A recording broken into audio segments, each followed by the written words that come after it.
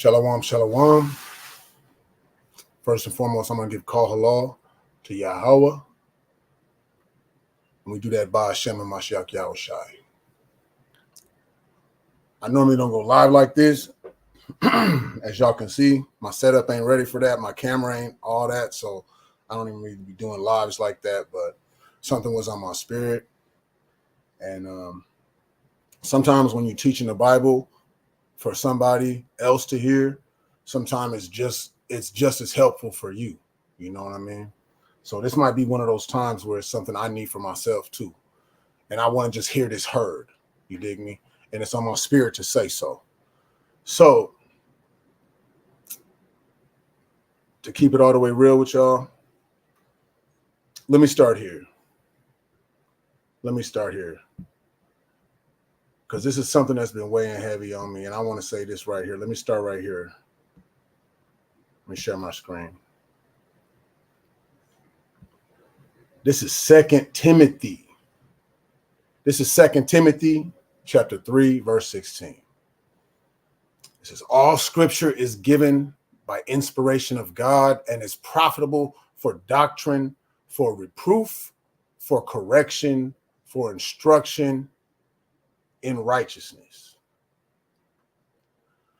Now, we go through this a lot, and this is a very popular scripture, but it says for reproof, for correction, and instruction, for instruction in righteousness. And I wanted to bring that out because what I'm about to bring out right now is something I feel like I wouldn't ask another man to handle this or to be on top of this or to move this way if I wasn't moving the same way myself, right? And to be real with y'all, reproof and correction and instruction is not just for the people that's walking by the camp, right? Reproof, correction, and instruction is also for the people that are within your camp. It's also for the people that are within your circle. It's also for the people that are within your family and who you call your friends. You feel me? That reproof is not just for when I'm at camp on a microphone talking to people. It's also for the people that are around me that I love. You feel me? Now, I had a situation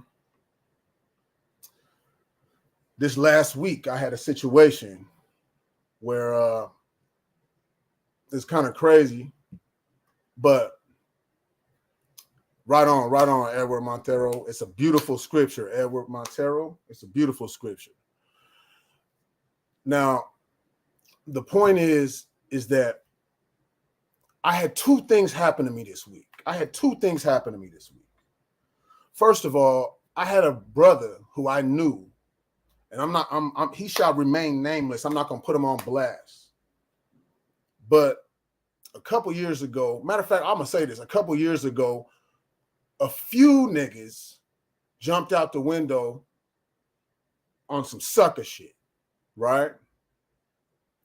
And before I had a chance to confront them about the situation, they dipped out and they blocked me to like keep me from being able to respond to the situation. Now, a couple of them did some internet things, but I'm not really into the internet thing. I'd rather see you face to face. I'd rather talk to a man like a man face to face and deal with a situation. But some people like to throw rocks and hide their hands. You feel me? So being that some people like to throw rocks and hide their hands, I just chalked it up to the game. And I said, I'm going to see somebody someday and we'll be able to have a conversation to get it right. 2 years later, this week, I get a phone call from that brother. And the brother is apologizing for said sucker shit that was done. You dig? Man, I have no choice but to forgive him, bro. Because that's what a real man does. I'm not saying that's what a real man does is forgive him. What a real man does is admit when he's wrong. You feel me? Matter of fact, let me take this off. I'm going to stop sharing this screen real quick because I want y'all to know what I'm talking about. A real man will admit when he's wrong. Now, even though it took him 2 years after he did that clown shit to me to apologize to me, it was a sincere apology. So I was happy to accept that, make peace with the brother, and move forward. You feel me? All praise to the Most High. All praise to the Most High. Right? I don't really expect too many people to come in here and watch this because I don't go live like this. But I'm about to get into something here. But I got to preface what I'm saying with this. At the same time, the next day, after this brother calls me to apologize for throwing rocks and hiding his hands, he did some kind of clown shit. He spoke on my name the wrong way. Then he blocked me and ducked away from me so I couldn't talk to him about it. Another brother did the same thing to me. Now, I'm talking about 2 brothers that are in the truth. So one brother, after 2 years of waking up and looking himself in the mirror and seeing that he was on some clown shit, eventually had the heart to apologize to me. At the same time, another brother who I thought was more solid with me jumped out the window and crashed out over the same type of situation. And I'll be honest with you, the situation was over the Bible. You know, I'm going to share the screen again. The situation was over the Bible. And I'm going to bring out the Bible, right? Back to this. It says, all scripture is given by inspiration of God and is profitable for doctrine, for reproof, for correction, for instruction in righteousness. So that means when we're reproof and correction and instruction is what we should all be getting from even reading this word ourselves. If you're in your room reading it by yourself. So I'm gonna read out a couple more scriptures and then I'm gonna get into what I want to get into real quick. I don't want to be too long-winded. I don't want to make this too much. You dig what I'm saying? So let me start here. Proverbs 12:1. It says, whoso loveth instruction loveth knowledge, but he that hateth reproof is brutish. So we're supposed to love correction. We're supposed to appreciate correction, right? Correction is supposed to be something that we don't find distasteful. We're supposed to want correction. And you know, this is I heard a deacon say something one time, and he said, if the Most High is correcting you, that's a beautiful thing. He's increasing you. He's making you, he's increasing you. He's helping you grow. You know, in your walk, in your faith, as a man, as a woman, as a husband, as a father, whatever he's doing, as a friend, he's helping you. If he's correcting you, that means he's dealing with you. You know, go to Hebrews 12 on that, right? Look at this. This is Proverbs 15:10. Correction is grievous unto him that forsaketh the way, but he that hateth reproof shall die. We're supposed to be able to accept correction. Correction is not a bad thing, right? One more since we're in Proverbs. Proverbs 27. Proverbs 27. Look at this. Proverbs 27:5. Open rebuke is better than secret love. This is a real popular scripture. Open rebuke is better than secret love. The next verse. Faithful are the wounds of a friend, but the kisses of an enemy are deceitful. You know, when you read the Bible, you find out that as if you're a true friend, you will come talk to your friend. You will correct your friend if he's wrong. Also, you would have to accept correction if you're wrong. Now, if that rebuke comes from the Bible, if that rebuke comes from the word of God, then you got to accept it, or there's something wrong with you. If somebody tells me that I need to, if I run out and I rebuke somebody before I examine, and a third brother comes to me and says, whoa, brother, you got to examine before you rebuke. I don't just run away, tuck my tail, duck into a hole, block that nigga, and never talk to him again. I might have to hear that and soak that in and say, oh, man, you know what? I'm in error right now. And I got to correct myself. Because you know what? That's what the word of God is for. It's for correction. You dig what I'm talking about? Shalom from Seattle since 1980. What's going on? I'm doing something different today. You dig? Something was on my spirit, and I want to talk about it. You feel me? So it says, faithful are the wounds of a friend. So that means if you have a real friend, he is not no yes man. If you have a real friend, he don't just rub your back every time you got something to say. He might have to correct you. He might tell you wrong. Man, and that's the faithful wounds of a friend. You know what I mean? Because it may hurt to hear that you're wrong. But somebody who loves you gonna tell you wrong. I love my uncle, and I was growing up. I was a teenager. My uncle was on crack. I told him, bro, stop smoking crack, bro. I had to fight him in my mom's living room. You dig what I'm talking about? I'm a teenager, but it's because I loved him. If I didn't give a damn about him, I would just let him smoke his life away. You dig? Instead of throwing his crack pipe against the wall and fighting him. You dig what I'm talking about? Okay, you know what? I'm gonna bring this out because the brother just brought this up. You dig what I'm talking about? I'm going to bring this up because the brother just brought that up. This is the book of Sirach. And this is a powerful series of verses. Right on from Seattle since 1980. Y'all mighty out there. This is Sirach chapter 6, verse 7. It says, if thou wouldst get a friend, prove him first, and be not hasty to credit him. That means make sure he's real. Don't just give him the props. Oh, he's my ace boon. No. You gotta wait. Make sure he is really about that. You feel me? He will show himself in time in different tests that life will bring. You don't have to bring him a test. You don't have to make a test for him. You just live in your life around him, seeing how he moves in certain situations. You're gonna see, right?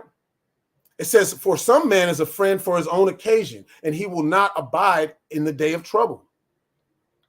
So that means he's there for his convenience. Some people are there because they want to get some type of rank. Some people are there because they want some type of status. Some people are there because they want some type of connection. Some people are there because of that. But somebody else is a real friend, you dig? Some of these people, they'll dip out on you as soon as times is rough. You feel what I'm talking about? And I know y'all know what I'm talking about, man, because that's real life. It says, verse 9, it says, and there is a friend who, being turned to enmity and strife, will discover thy reproach. Now, that's like King James. That's like old English right there. But what that's saying is some friends, you might get into an argument with them, and then they'll go dirt your name up to everybody in public. You feel me? Because you had a disagreement with them. You had an argument with them. Y'all might have butted heads a little bit over a certain situation. And they'll dip off and go try to make you look bad. You dig what I'm talking about? As a matter of fact, this is what I'm talking about. Because I'm kind of seeing this happen. And it's not just for me to say you watch out to see if you are around the right friends. I'm also saying this that we all as men and women, we should examine ourselves to make sure we're the right type of friend. You dig what I'm talking about? It says, verse 10, it says, again, some friend is a companion at the table and will not continue in the day of affliction. He's there when you eating good and everything's right, but he's not there in the day of your affliction when things get rough, right? Where's my mouse at? Okay, let me go down because I want to read the rest of this. It says, but in thy prosperity, he will be as thyself, and he will be bold over your servants. Oh, he'll try to be like you and reign over what you're doing with when everything's good. But if thou be brought low, he will be against thee, and he will hide himself from your face. Now he ain't answering your calls, right? Because you can't do nothing for him no more, right? Now he ain't answering your calls. Now he ain't tripping on you no more, right? Now he ain't throwing thumbs up on all your pictures no more. You dig? Verse 13 is very popular. It says, separate thyself from thine enemies and take heed of thy friends. You got to get away from people that's your enemies. And it says, and take heed of your friends. You should understand what's going on with your friends and who's who. You understand? It says, a faithful friend is a strong defense.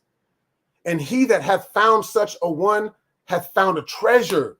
Man, if you have a faithful friend, it says he's a strong defense to you, right? Like if you was a city, he'd be like one of them walls protecting you, right? If you's a faithful friend. And if you found such one, you found a treasure. You should appreciate that if you found one like that, right? Oh, man, look, it says nothing is like a faithful friend. Oh. I'll be honest with you. I want to go to verse 16. A faithful friend is the medicine of life, and they that fear the Lord shall find him, right? And that's what this is about. You dig what I'm talking about? Now, I want to get into something right now. I want to get into something. You dig? Let me get into this because I'm going to show you a prime example. And this is so us examine ourselves. You feel me? And for me to examine myself. This ain't just for everybody else. This is for me. I feel like everybody who's a man. I'm a man's man. I'm not one of these other dudes over here that want to. I don't lie to kick it. Paul said something. He said, "Don't love without dissimulation." He said that, and I believe that's in Romans. He said, "Love without dissimulation." That means don't be fake. That means, bro, if I don't like it, I'm gonna tell you I don't like it. If you make that song and I think it's whack, I'm gonna tell you, bro, you could do better. That ain't the one. Where everybody else might ride your jock and be like, no, man, that's a hit, and it ain't even banging. You need somebody who's real around you. That yes man spirit got to go. You dig? And I'm not with it.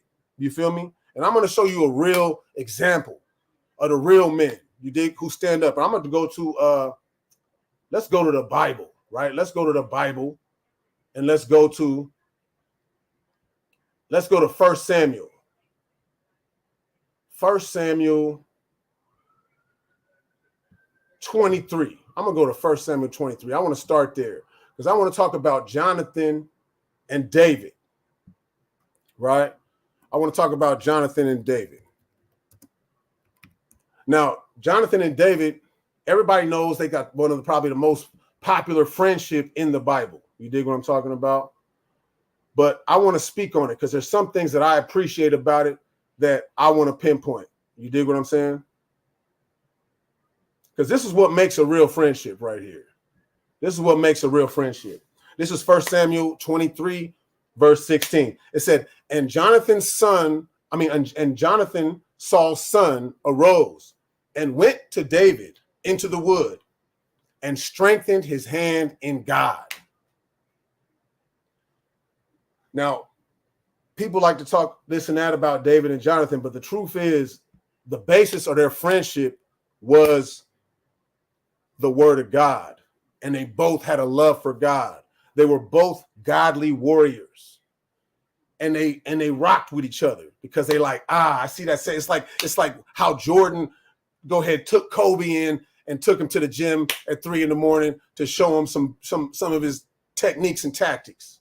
You dig? Because he saw he's the same type of beast as him. You feel me? This is what's going on. You right? So look at this. A real friend, they have a relationship with God like you do. If you a man of the Lord, your friend should be a man of the Lord. And he should be strengthening your hand in God. You dig what I'm talking about? Let me back this up. I'm gonna get deeper. I'm gonna get into Jonathan and David's story. You feel me? This is 1 Samuel. I think I want to start at 18.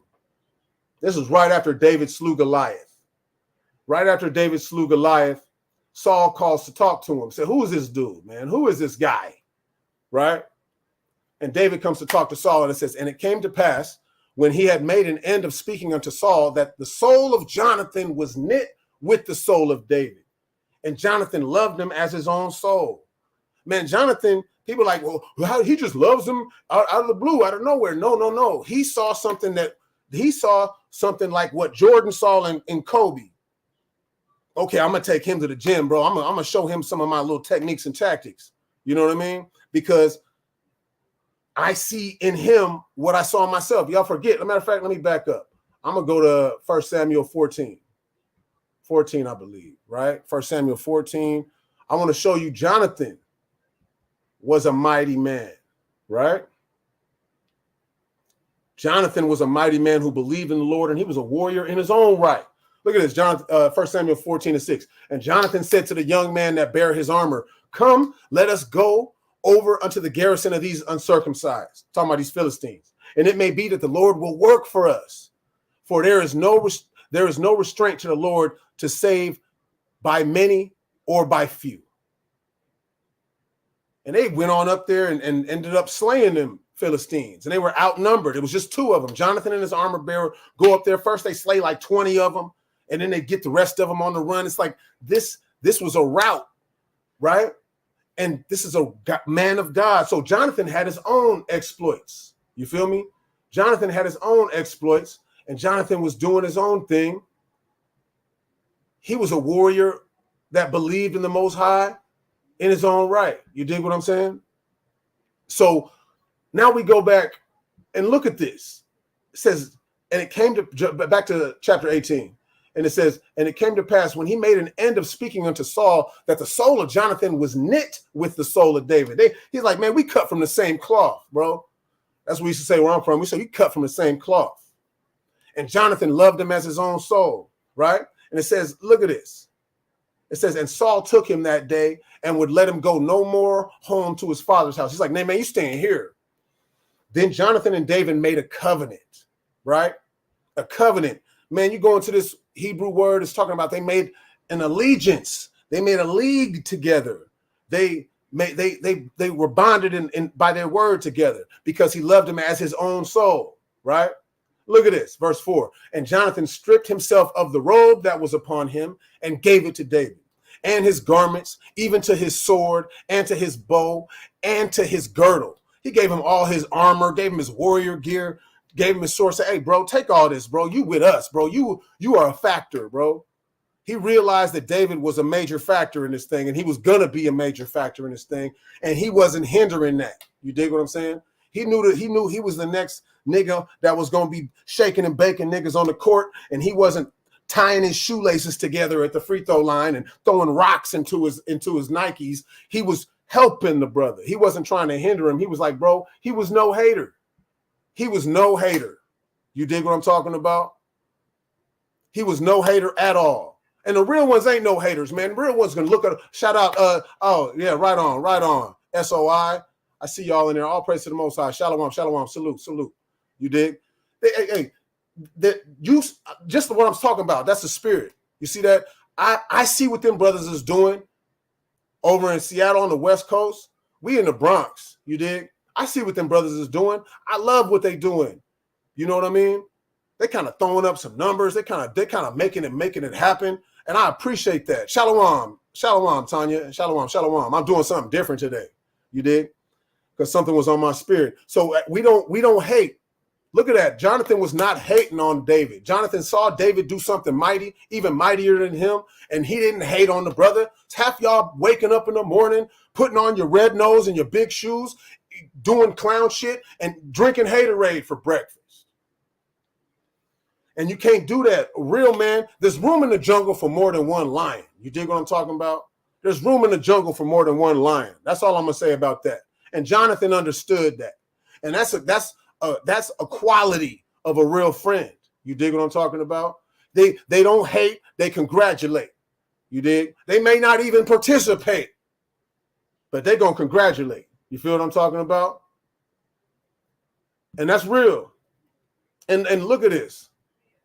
And look at this. Look at this. I'm gonna go to this right here. So that's a real quality of a real friend. You dig what I'm talking about? But go on to this David and Jonathan story. Look how deep this gets. Look at this. This is 1 Samuel chapter 20. You feel me? And these are qualities of a real friend. This should be the litmus test. Not even if you have real friends, but if you are a real friend. You dig what I'm talking about? I don't say it lightly. When I say family, even if I'm in somebody's chat and I say, hey, shalom family, I don't take it lightly. I mean that. That means I'm gonna love you. That means I'm gonna keep the commandments. I'm not gonna steal from you. I'm not gonna covet your wife. I'm not gonna do none of that. I'm not gonna let nobody slander your name when you're not around. I'm gonna be there for you because I love you. And I'm gonna treat you as the commandments as I would hope you to treat me. You feel me? So we shouldn't take that lightly. Look at this. This is 1 Samuel 20. Now look at this. It says, and David fled from Noath and Ramah and came and said before Jonathan, what have I done? what is mine iniquity and what is my sin before thy father that he seeketh my life? Now you got to dig what's going on right here. I'm going to read the next verse, but you got to dig what's going on right here, you know? And I'm going to be honest with you. This is heavy to me. Look at verse 2. It says, and he said unto him, God forbid, thou shalt not die. Behold, my father will do nothing, either great or small, but that he will show it to me. And why should my father hide this thing from me? Is it, you know, so wait. Listen to what Jonathan is saying. Listen to what Jonathan is saying. He says, it is not so.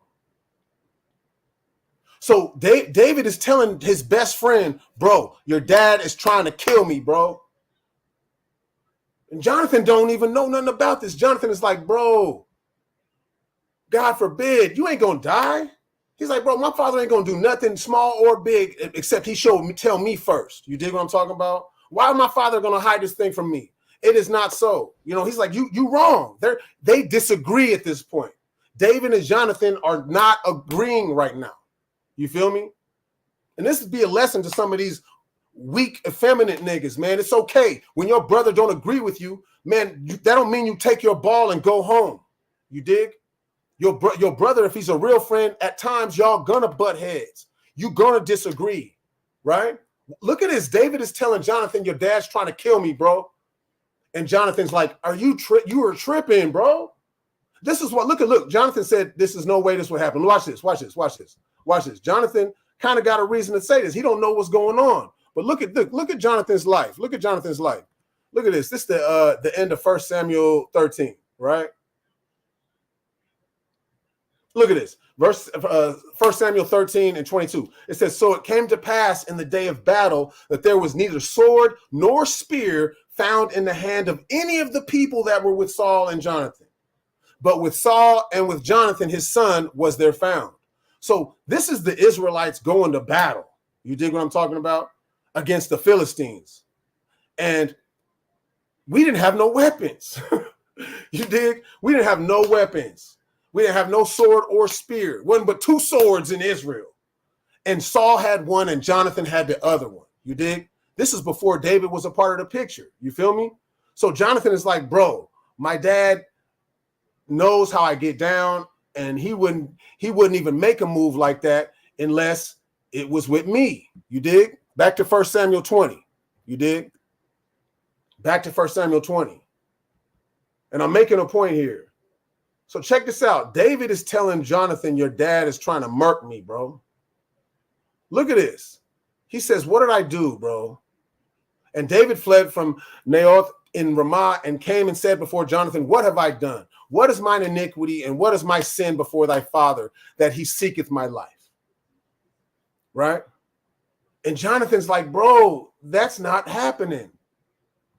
The truth is that at the time that this happened, man, Saul threw a javelin, tried to stick David to the wall with a javelin twice. At the point where David is saying this, Saul tried to stick him to the wall with a javelin twice. Sent a goon squad to his crib. He had to hop out the window and escape, right? Shalom, Stro Boogie. Hey, he had to hop out the window on him. You dig? Then after that, he went to Ramah. Man, Saul sent like 3 more goon squads to him. Man, read the stories, right? Let me put this back up. He had sent like 4 goon squads at David and tried to kill him twice with a javelin. And Jonathan don't know nothing about this because Jonathan was right there, right-hand man on the battlefield with Saul. He don't understand what's going on. He said unto him, God forbid, thou shalt not die. Behold, my father will do nothing, either great or small, but he will show it to me. You know what I'm saying? He ain't gonna do nothing till he tell me first. That's what Jonathan thought. He said, why should my father hide this thing from me? He said, man, it's not so, bro. That's not true. You feel me? These are 2 friends that are disagreeing. Now, what did Jonathan do? Did Jonathan take his ball and go home and cry and block David and go on Facebook and unfriend David and block him? No. Watch what happens. David says, listen, I swear moreover, and said that David swore moreover. David got deeper into this and said, thy father knoweth that I have found grace in thine eyes. He's know me and you were homies, bro. And he said, let not Jonathan know this, lest he be grieved, right? But truly as the Lord liveth and as thy soul liveth, there is but a step between me and death. He's like, bro, your dad might not be telling you this because he know you rock with me, but he trying to kill me, bro. And it's real, right? And then what did Jonathan say? Then Jonathan said to David, whatsoever thy soul desires, I will even do it for thee. Then they start working on a plan. They start working on the play. How are we going to find out whether or not it's true or not? David said, okay, you don't think it's true? Jonathan said, I don't think it's true. So they devised a plan, a scheme on how to find out if it's true or not. He says, at the new moon, you tell him I'm gone. And if he gets mad, you dig, then let me know. Then you know that he's upset with me. What is that? What verse is that? Right. Look at verse 7. It says, and if he say thus, is it well, thy servant shall have peace. But if he be very wroth, if he's mad when you say that I'm not there and why I'm not there, then be sure that evil is determined by him. So now they got a scheme to figure out whether David's right or Jonathan's right. They don't know who's right yet. See, Jonathan didn't just go home and go on Facebook and Instagram and unfriend David and block him and take his ball and go home. You dig me? And then here David says, look what David said. David said, therefore, thou shalt deal kindly with thy servant, for thou hast brought thy servant into a covenant of the Lord with thee. He said, bro, you should do right by me because we made a covenant under God, bro, that we was going to be loyal to each other. You feel me? He said, but notwithstanding, if there be in me iniquity, if I'm in sin, kill me yourself. He says, slay me thyself. For why shouldest thou bring me to thy father? He said, bro, if there's an issue and I'm in the wrong, bro, you handle it, bro. You take me down, bro, and slay me. You kill me, bro. Don't take me up there for have him kill me, bro. And Jonathan said, bro, I got you. But he said, far be it from thee. For if I knew certainly that evil were determined by my father to come upon you, then would I not tell it to you? He's like, bro, if I find out that my father's doing that, I got your back. You feel me? Right? Even though he don't believe it. Right? So check this out. They devised a plan. Look at this. Now they devised the plan, but look, when the plan gets executed, watch this. Watch this. So Saul asked, where's Jonathan? Verse 28. And Jonathan answered Saul, David earnestly asked me to leave to go to Bethlehem.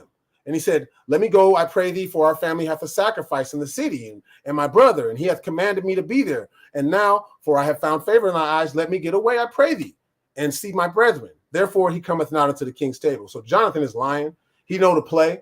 And he's like, bro, David's gone because he got to do something with his family, which will wham, right? But check this out.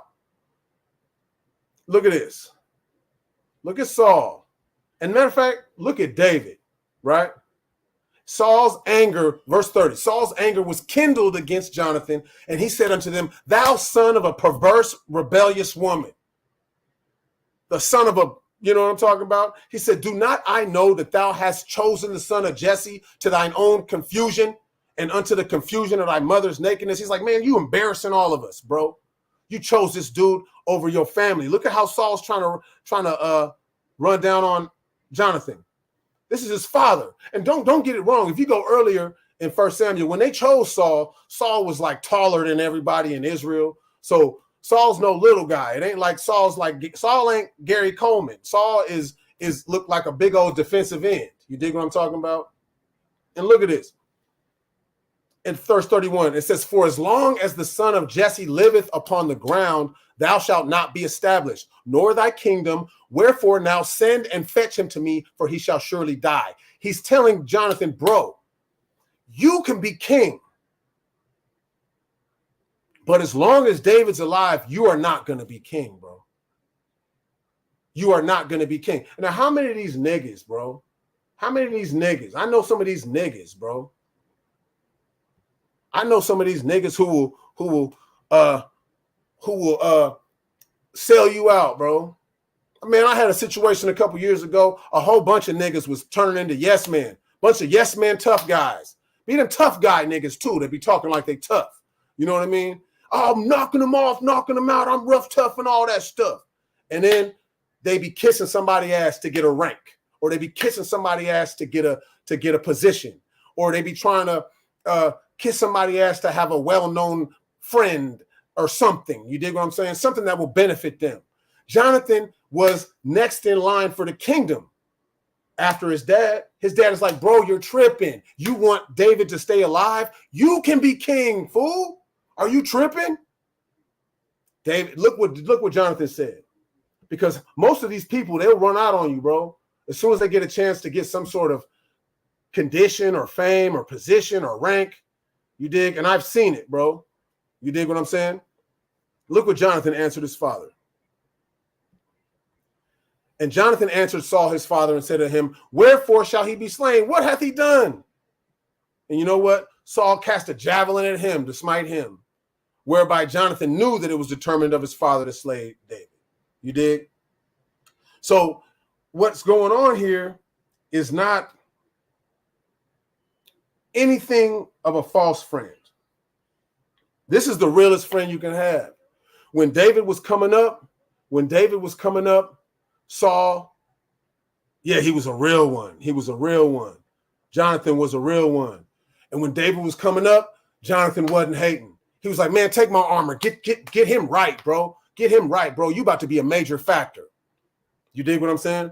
When he disagreed with David, he didn't run home and unfriend him and block him.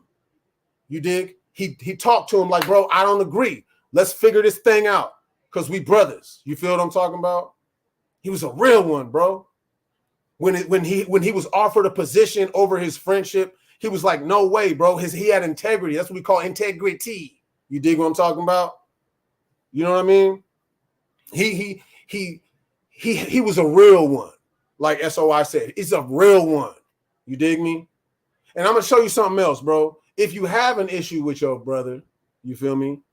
If you have an issue with your brother, let's go to the words of the Hamashiach. You dig what I'm saying? If you have an issue with your brother, right? This is all, 101 right here, right? Okay.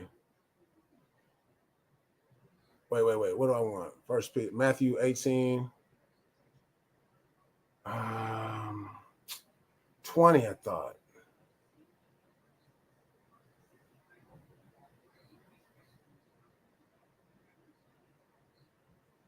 Am I tripping? Oh, you know what?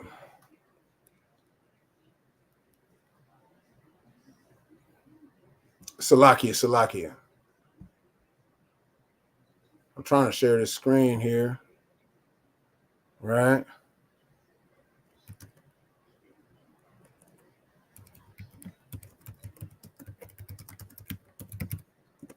I don't be on this laptop too crazy. Except when I'm doing classes inside for the camp. You know what I mean? I don't normally go live, so forgive me, y'all. Forgive me. Okay, so let me go to this. Matthew 18.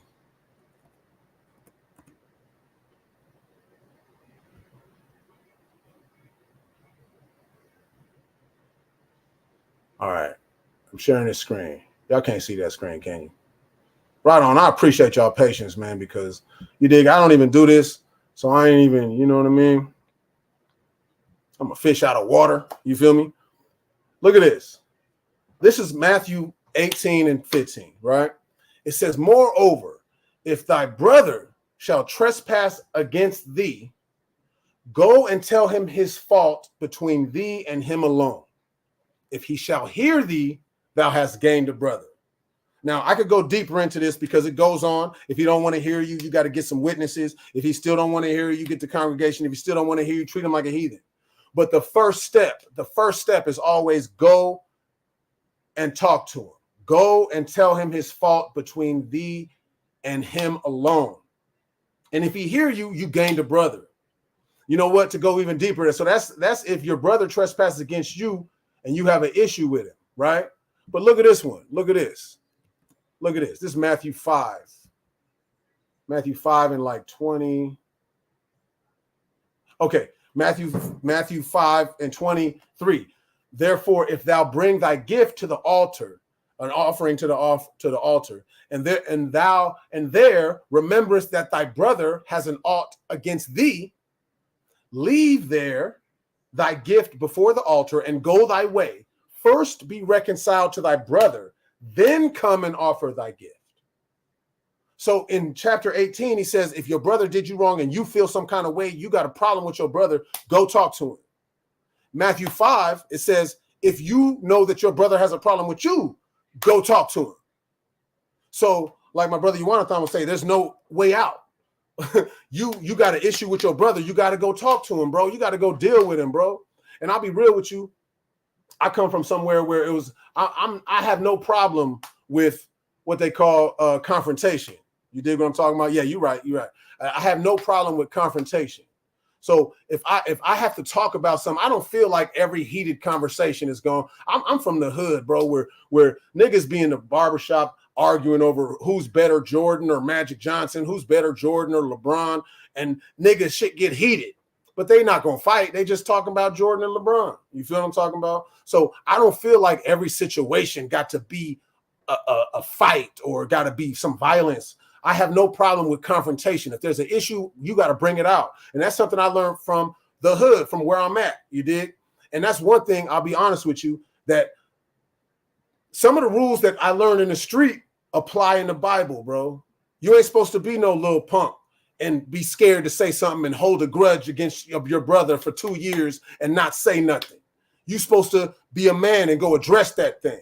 You dig? It ain't got to be that deep to where it's like it's gang related and, oh man, if I don't address this, they gonna catch me slipping at the you know what I mean, at the Barnes and Noble and gun me down. It ain't got to be that serious, but it should be that serious to you if you have an issue with your brother, because Christ said it. Christ said if you got an issue with your brother, talk to him. He didn't say go run, tuck your tail, block him because he brought out the Bible to you. You dig what I'm saying? You're supposed to be a real friend. And you're supposed to expect your friends to be real friends. You dig what I'm talking about? And man, you know what? You know what? I'm going to go ahead and end it with this one, bro. I'm going to go ahead and end it with this one, man. And I appreciate y'all for taking time to even. Oh, my fault. I typed that in wrong. Hold up. That ain't going to pull nothing up. Okay, so Proverbs 27, right? We went to this earlier, right? It says open rebuke is better than secret love, man. Somebody being real with you, even though it stings, it's better. Faithful are the wounds of a friend. Your friend might walk up into you and tell you, bro, your breath stink, bro. You dig? Your friend might walk up into you and say, bro, your breath stink. You got to take this mint. Take this mint from me real quick. But your enemy, right? They says the kisses of an enemy are deceitful. Your enemy is just gonna sit there, see you got stank breath, and then he gonna walk away and he gonna giggle with everybody else and say he got stank breath. You know what I'm saying? But a real one is gonna be like, bro, yeah, you know, what's the name? Prince. Before he died, he said he used to walk around his compound, his mansion, and he said he put dirt on his face on purpose. Prince used to put dirt on his face on purpose, and he'd walk around his help, you know, the little housekeepers, and he'd be like, hey, what's going on? Good morning, Consuela. You dig what I'm saying? And then she'd be like, hey, good morning, Prince. And he'd be like, how you doing? And if Consuela would tell him, bro, you got something right here. You got some dirt on your face. He knew he could trust her. Then he'd go to the next one, do the same thing. You feel what I'm talking about? Because some people, they won't tell you. They'll sit there and see the dirt on your face, and they'll just be like, and then they'll go laugh and say, he got dirt on his face. You dig what I'm saying? But a real one is going to be like, hey, bro, right here, get that. You know, hey, bro, let me get you right. You know what I'm saying? Your real friend going to get you right. You dig what I'm talking about? Faithful are the wounds of a friend. It might be embarrassing at first. Oh, shit, my breath stink. Oh, damn. Thank you for the mint, brother. Thank you for the mint. You good now. You good. It was a little bit of a wound, though. You took a little boom, nigga. Boom, nigga. Oh, your breath stank. But you learn from that. You know that somebody love you, bro. This is what it's talking about. The faithful are the wounds of a friend. Somebody who loves you, man, is going to be real with you, whether you like it or not, bro. Whether you like it or not. And, man, one more. Look at this. Proverbs. Classic, right? Proverbs 27 and 17. It says, iron sharpeneth iron. So a man sharpeneth the countenance of his friend. Iron sharpeneth iron. So a man sharpeneth the countenance of his friend. So you got a friend and they just yes manning you and they just telling you, yeah, everything you do is everything you do turns to gold, and they never be real with you and they never butted heads with you and they never told you, hey, bro, you tripping, or hey, girl, that ain't it. Then you don't have no real friends, bro. They ain't telling you. You dig? They ain't telling you, bro. That shit don't match. That outfit don't work. Them shoes don't go with that shirt. You gotta have real friends, bro. And it says iron sharpeneth iron. Man, go Google what it takes to sharpen iron, bro. You gotta stick the iron in some blazing heat until it turns flaming orange. Then you gotta beat the hell out of it until it starts forming a shape. Then you gotta scrape it and grind it until it gets sharp. You dig what I'm talking about? It is not an easy process, bro. So even your friend sharpening you and making you a better man, it's better for you to endure that fire and that beat down and that scraping than for you to take your ball and run and go home and stay that weak ass nigga that you are right now. You dig what I'm talking about? This is the Bible, bro. And if you don't like that, then that is what it is. Because I'm not that type of friend, bro. I'm not going to be that type of friend. I'm going to tell you, bro, you got something right there, bro. Take this mint, bro. Your shoes don't match with your shirt, bro. But I'm also going to tell you when you on it, I'm going to tell you, ooh, you killing them. And when you making it happen, I'm going to be like, ooh, you a beast out there. And when you got something special about you, I'm going to tell you, oh, man, you special, bro. You dig? You're going to get it on both ends because I pause, no Diddy. You're going to get love, real love, whether it's a rebuke or whether it's a compliment and an exhortation. You're going to get it real from a real friend. You dig what I'm talking about? And I had to say that. Like I said, I had a situation where somebody who did some clown shit to me 2 years ago ran, tucked tail, and blocked me so I couldn't deal with him and I couldn't address it with him, called me to tell me he apologized for that sucker shit. You dig me? And I accepted the apology and I was happy to get it. I was like, man, all praise to the Most High, man. Much love to you, King. You dig? And I wish you all the best. You feel me? But then the same week, the next day, another brother who is supposed to have more sense than that and is supposed to be tied in with me, he upset because he want to rebuke before he examined. And I told him, nah, bro, you got to examine first and then rebuke. Like you out of bounds right now, flag on the play, you know what I mean? 15-yard penalty, whatever the case, delay a game. You know what I'm saying? And it's a small thing, bro. You can get over that little penalty. You dig what I'm talking about? But some brothers is too weak and they want to run and they want to take their ball and they want to run home. You dig? And block everybody and unfriend everybody because you told me the truth. Brothers need to man up, bro. And we need to be real friends. We need to have real friends around us, but we need to be a real friend also to the people that's around us. So not only do you need to make sure that your circle is straight around you, but you should make sure that if you're a part of that circle, that the part you play is a real part. You dig what I'm talking about? Man, it was on my spirit to bring this out. I normally just put up a camp video at this time, but something told me I wanted to say this. I wanted to say it. I just wanted to let it be said. You dig? And I appreciate anybody who took the time to watch this, man. Shout out from Seattle since 1980. Shout out Tanya. Shout out SOY. I appreciate y'all for taking the time to watch. This is coming from my heart. This is coming from a place, a real place. I understand what it means when they say, yeah, through the Spirit. I understand what it means when it say, right on for those who bring out the word in truth and in sincerity. You dig? Because I don't care if you like me, bro. If I love you, I will risk our relationship, bro, to tell you the truth. If I think you're doing something effeminate, if I think you're going against what the wise counsel of the men of the Lord told us to do, bro, I'm going to tell you, bro, whether you want to run and take your ball and go home and cry about it and unfriend me and block me, that's up to you, bro. But if I'm giving you the real from the Bible, man, you're going to wake up in the morning and you're going to see a buster when you look in the mirror.